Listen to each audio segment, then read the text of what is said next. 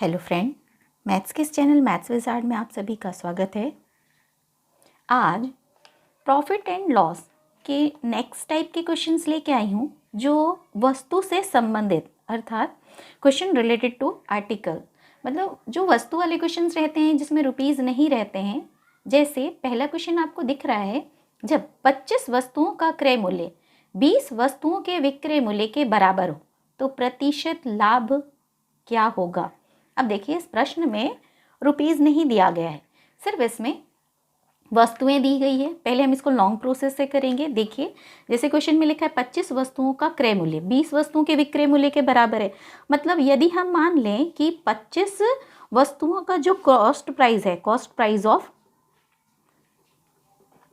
25 things is equal to 100 rupees. ये rupees में हमने कन्वर्ट कर लिया।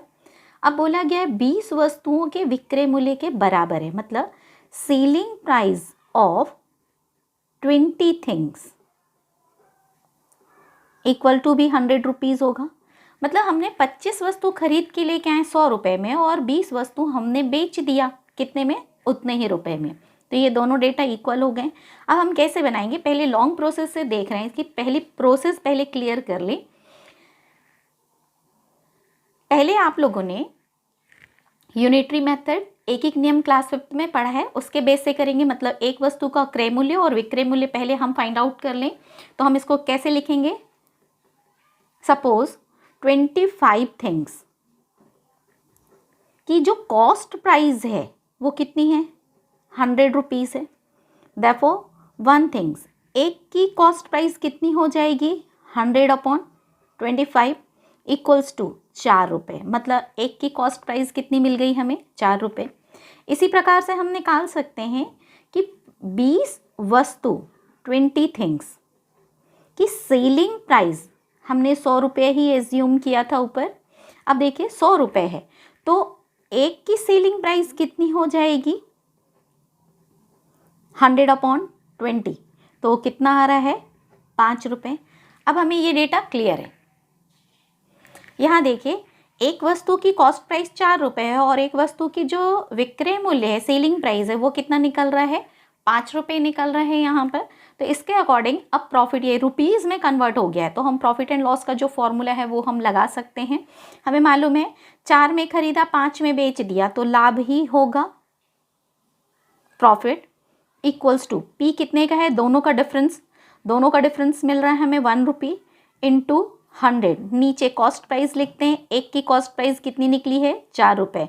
4 से इसको कैंसिल किया तो कितना आ गया हमारा, 25%। अभी जो क्वेश्चन अपन ने किया था एक्चुअल में लॉन्ग प्रोसेस से किया, मतलब पीएससी मेंस वाले बच्चे ऐसे ही करेंगे मेंस में जब आएगा। लेकिन अदर जो 1 डे एग्जामिनेशन है, फॉर एग्जांपल पटवारी है, एसएससी, रेलवे, इसमें अगर यही क्वेश्चन आता है तो इसको हम इस प्रोसेस से नहीं करते हैं, इतना लंबा नहीं करेंगे। अब क्वेश्चन देखिए, फिर से हम रीड कर रहे हैं। क्वेश्चन में लिखा है वस्तु की कॉस्ट प्राइस दी गई है यहाँ पर, और वस्तु की कॉस्ट प्राइस और सेलिंग प्राइस नहीं दी गई है। और आर्टिकल में मैंने फॉर्मूला आपको लर्न करने मना किया है, पहला वाला वीडियो फिर से देखिएगा। उसमें मैंने क्या बोला था, सिर्फ आप इसमें डेटा लिखिए, उसके अकॉर्डिंग फॉर्मूला याद नहीं करना है। तो लिखना कैसे, जो बड़ी डेटा है वो हमने पहले लिखा, जो छोटी डेटा है वो हम बाद में लिखेंगे, क्योंकि आपको ये पता है बड़ी डेटा में से ही छोटी डेटा क्या होती है, माइनस होती है। जब इसके अकॉर्डिंग हम इसमें क्वेश्चंस में देखेंगे तो क्वेश्चन में क्या लिखा है, 25 वस्तुओं का क्रय मूल्य, मतलब 25 वस्तुओं को खरीदा गया और 20 वस्तुओं को बेचा गया। अब प्रॉफिट एंड लॉस चैप्टर में जाके देखिए कि ये किसका फॉर्मूला था, cost price minus selling price. किसका फॉर्मूला था, लॉस का। हमने क्या बोला था पहले वाले वीडियो में जब प्रॉफिट एंड लॉस पूरा एक्सप्लेन किया था कि आर्टिकल में आपको फॉर्मूला याद नहीं करना है, ये मैं याद करवा दूंगी। ये प्रॉफिट एंड लॉस के अकॉर्डिंग यदि लॉस का है तो यहाँ ये इंटरचेंज हो जाएगा, ये किसका फॉर्मूला निकलेगा, प्रॉफिट का। तो आपको याद नहीं करना पड़ा, प्रॉफिट का फॉर्मूला आर्टिकल के अकॉर्डिंग क्या होगा। अब इस क्वेश्चन देख के क्लियर होना चाहिए इस क्वेश्चन में कि इसमें रुपीज़ नहीं दिया गया है, इट मीन्स ये आर्टिकल का क्वेश्चन है। तो लाभ कितना निकला, 5। जब ये लाभ निकल रहा है तो प्रतिशत लाभ बराबर P, मतलब 5 × 100 करेंगे नीचे सीपी नहीं लिखेंगे, क्यों? क्योंकि ये किसका हो गया, अब ये सेलिंग प्राइस और जो कॉस्ट प्राइस वाला इसके अकॉर्डिंग जैसे बना रहे, रुपीज नहीं दिया गया, ये आर्टिकल का क्वेश्चन है। तो आर्टिकल में हमने आपको बताया यहाँ सेलिंग प्राइस यूज किया जाता है। प्रतिशत लाभ या हानि निकालते समय हम यहाँ सेलिंग प्राइस लिखते हैं।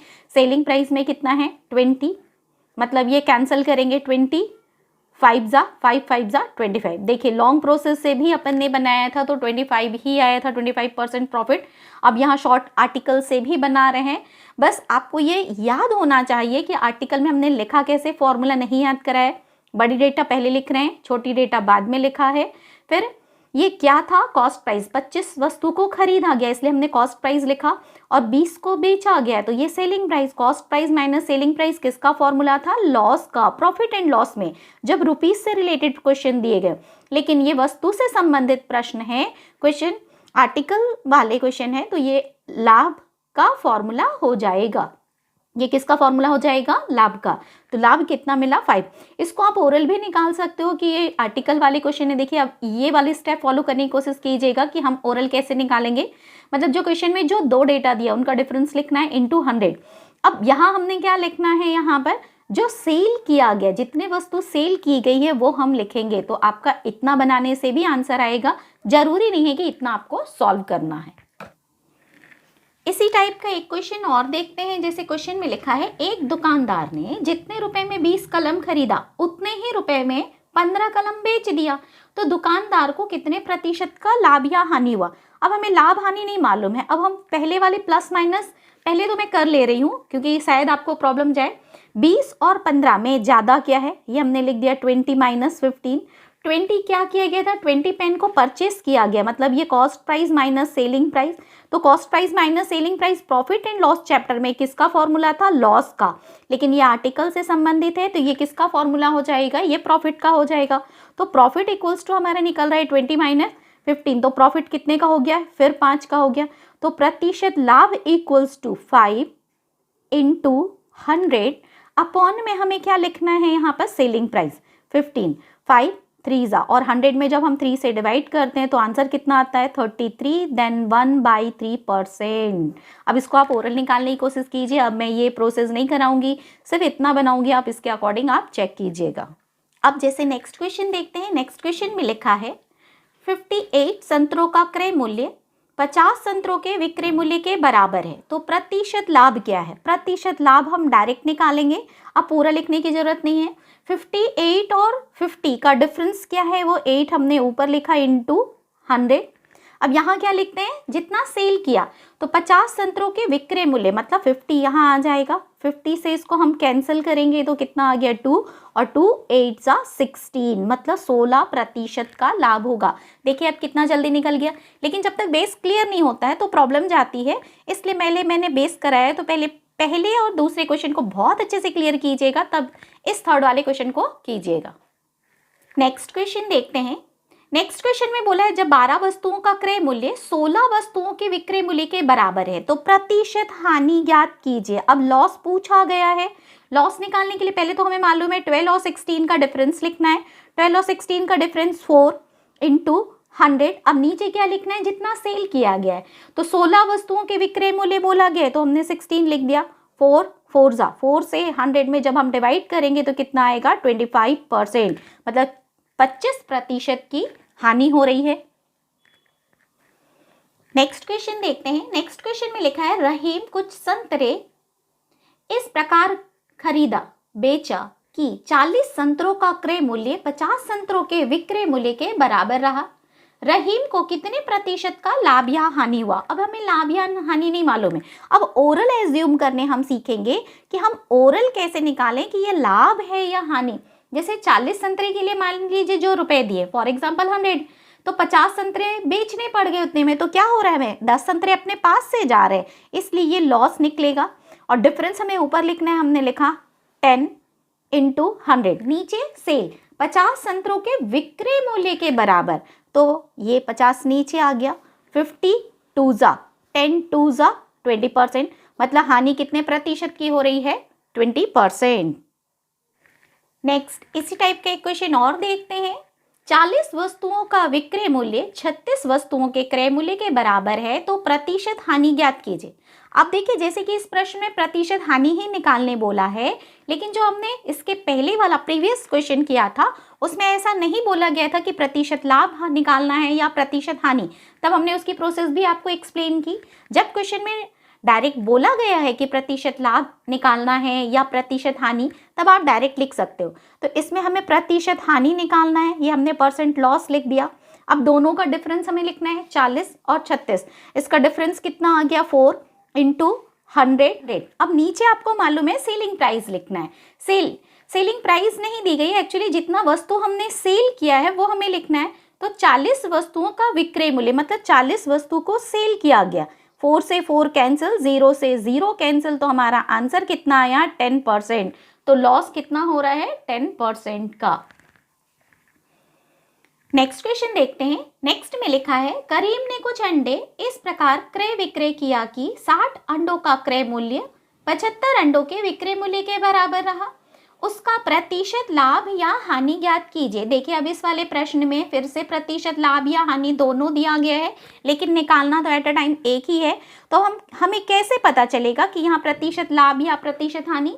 प्रीवियस वाले क्वेश्चन में भी एक्सप्लेन किया था। फिर से देखिए, 60 अंडे का क्रय मूल्य 75 अंडों के विक्रय मूल्य के बराबर है। मतलब जितने रुपए देके हमने 60 अंडे परचेस किया था, खरीदा था, उतने ही रुपए में हमें 75 अंडे बेचने पड़े। इट मीन्स 15 अंडे हमने अपने पास से सेल किया। तो ये हमें क्या हो रहा है, लॉस हो रहा है। परसेंट लॉस इक्वल्स टू, ये हमने डिफरेंस निकाला। अब तो ये क्लियर हो गया होगा कि परसेंट लॉस या परसेंट प्रॉफिट पूछा गया है तो हम कैसे लिखते हैं। 60 और 75 का डिफरेंस कितना आ गया, 15 इंटू 100। अब यहाँ पर जो सेल किया गया है, 75 अंडे को सेल किया गया, ये हमने लिखा 75 से 15 से 75 कैंसिल किया, 15 5 से 75, 5 से जब हम 100 में कैंसिल करते हैं तो कितना आता है, 20%। मतलब लॉस कितने का हो रहा है, 20% का।